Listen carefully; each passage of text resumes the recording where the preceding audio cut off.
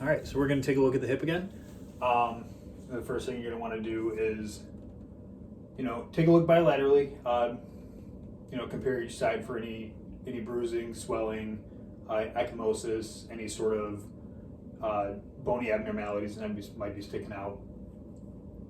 Then you can go through the palpations. You want to start up top, right at the iliac crest. I'm going to palpate the ASIS. All right, you want to take a look at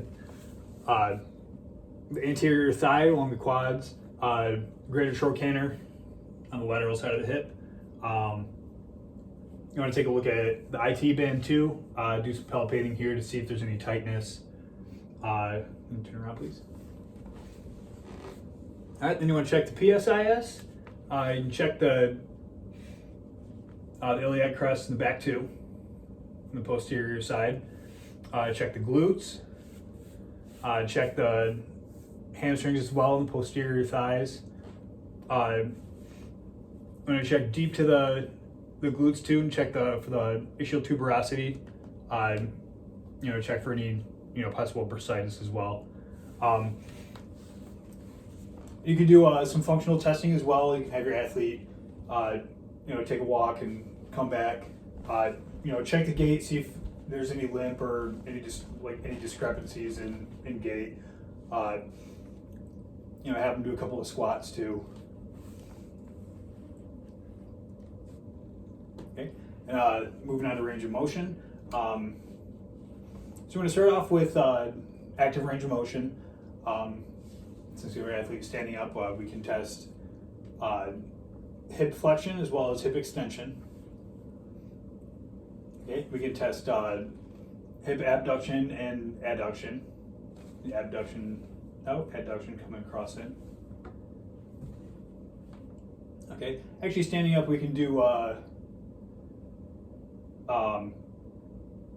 hip internal and external rotation too. Move your knee to hip 90 degrees. All right, and rotate your leg in. All right, that's external rotation. Rotate your leg out. That's internal rotation. Okay. Then we can move on to passive range of motion. So you just have the athlete just relax, and you go through the motions for them. Okay, so hip flexion and hip extension. Okay. Hip abduction, adduction.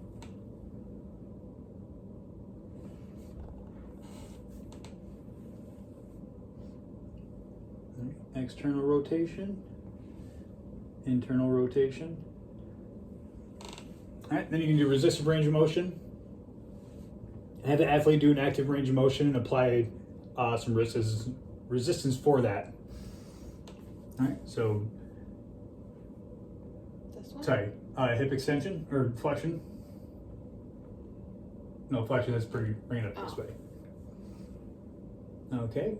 All right, let me apply a little bit of pressure coming down. Okay, and extension, bring it back. All right. All right, and hip abduction, bring it out. Okay. All right, and adduction, bring it across. All right, bring your knee up. All right. All right. And external rotation, bring it in. Okay. And internal rotation. All right. Very good. All right. You can also do break tests out of these too. Just have the athlete just slightly flex. All right. Don't need to break out of this position. All right. Very good. All right. The same. Don't let me break it. Okay, and for hip abduction, you can do that as well. All right, don't let me break it. All right, and adduction, all right, same. All right, and you can do the same thing with internal, external rotation too. All right, come out just a little bit. All right, and rotate out. All right. All right, don't let me break out of this position.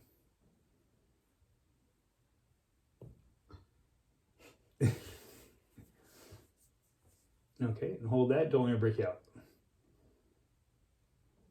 All right, very good. All right, so after we go through range of motions and some manual muscle tests, we can go into special tests as well. So first thing, we can do a Trendelenburg test. So just turn around, please. Okay.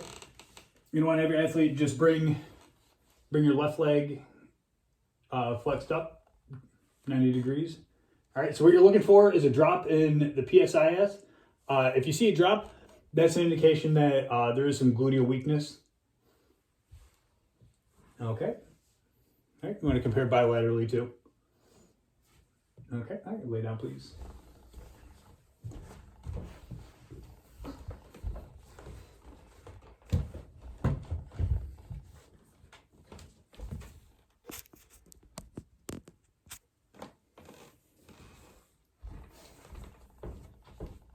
All right, so some of the special tests we can do. We do a hip scouring test. This is something that we can see to find any sort of degenerative issues. Let's just apply pressure right into the hip joint.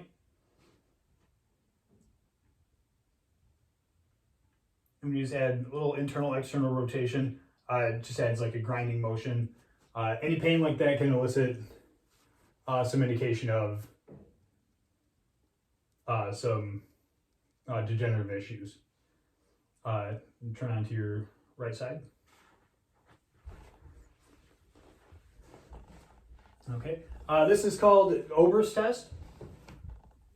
And what this does is test for tightness in the IT band. So I'm going to bring the leg 90 degrees. You want to adduct and bring the leg over into extension. You want to have the IT band clear the greater trochanter. Then you just have the athlete relax. Okay, and what we're looking for is to see whether the IT band stays in one spot or if it relaxes. If it doesn't sag any, that's kind of an indication that there is some IT band tightness, and you have IT band tightness for sure. For sure.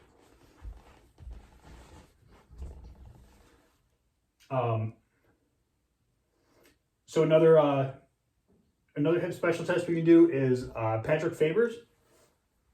So we do put the athlete in a figure 4 position, externally rotated and hip flexed. And just apply pressure on the medial side of the knee. And is that painful at all? Yes, a little bit. Okay, and from this position too, we can also do piriformis tests. So you just have them externally rotated, flexing 90 degrees. And we just bring that hip up.